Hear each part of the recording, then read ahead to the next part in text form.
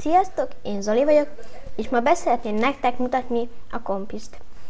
Először is fontos, hogy megemlítsem, én az Ubuntu 10.04-et használom.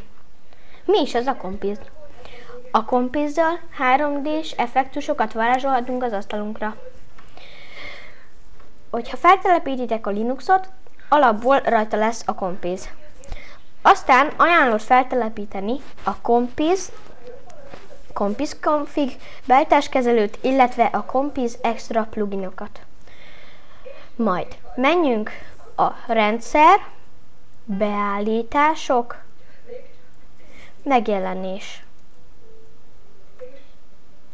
Itt a vizuális effektusok fülre, majd jelöljük be az extrákat. Én most azért nem jelölöm be, mert hogyha én bejelölném, már az eddigi beállításaimat elrontaná. Zárjuk be, majd újra rendszer, beállítások és Compiz config beállításkezelő.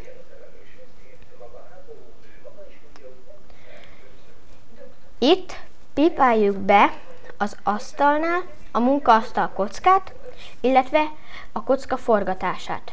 Majd tekerjünk lentebb, itt láthatjuk az effektusokat, itt pipáljuk be a kocka tükröződés és alakváltoztatást és a térhatású ablakokat.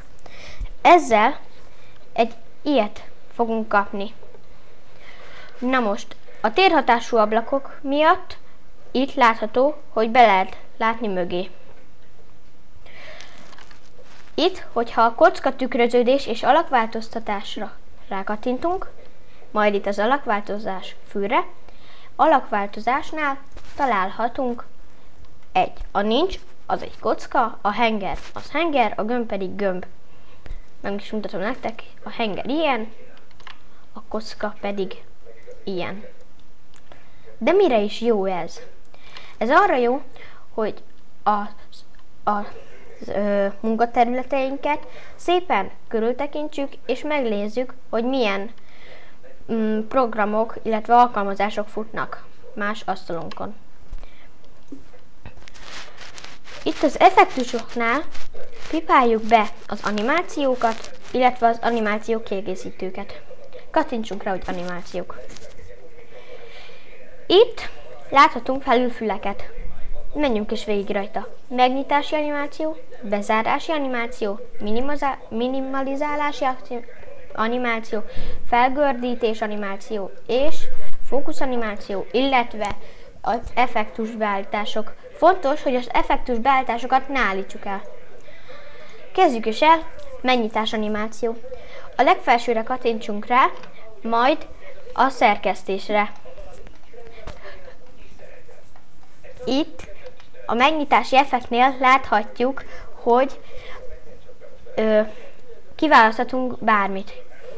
Válasszuk ki például a nyársalót. Zárjuk be, majd nyissunk meg valamit. Látható, hogy így nyílik mostantól meg. De, hogyha mást választunk, akkor például a hullámzót bezárjuk, és megnyitunk még egyszer, akkor szépen hullámozva nyílik meg. Ezeket bezárom, és láthatjátok, hogy szépen elégve zárul be.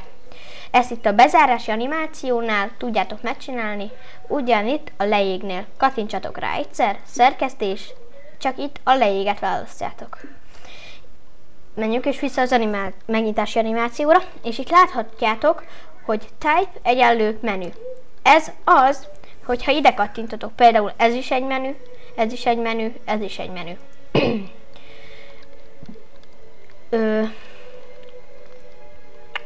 Vissza.